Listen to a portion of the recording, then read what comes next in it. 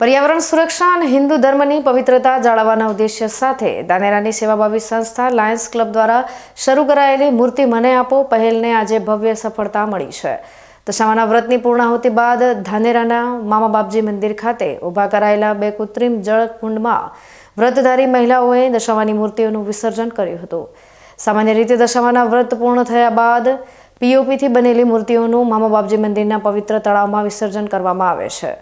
જો કે આ મૂર્તિઓ પાણીમાં ઓગળતી ન હોવાથી મૂર્તિની ગરિમા જળવાતી નહોતી અને નારિયેળ સહિતની પૂજા સામગ્રી પણ તળાવમાં પધરાવાથી પાણી અને પર્યાવરણ પર નકારાત્મક અસર થતી હતી। આ સમસ્યાને ધ્યાનમાં રાખીને લાયન્સ ક્લબ ધાનેરાએ હિન્દુ ધર્મના તહેવારો અને આસ્થા જળવાઈ રહે તેવા ઉદ્દેશ્યથી મૂર્તિ મને આપો અભિયાન શરૂ કર્યું। આ અંતર્ગત મામા બાપજી મંદિર ખાતે બે કૃત્રિમ જળકુંડ બનાવવામાં આવ્યા હતા।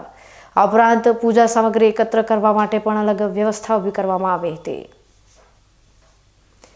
આજે સવારે મોટી સંખ્યામાં વ્રતધારી મહિલાઓએ દશામાની મૂર્તિઓનું વિધિવત રીતે પૂજન કરી તેમને શ્રદ્ધાપૂર્વક કૃત્રિમ જળકુંડમાં વિસર્જિત કરી હતી।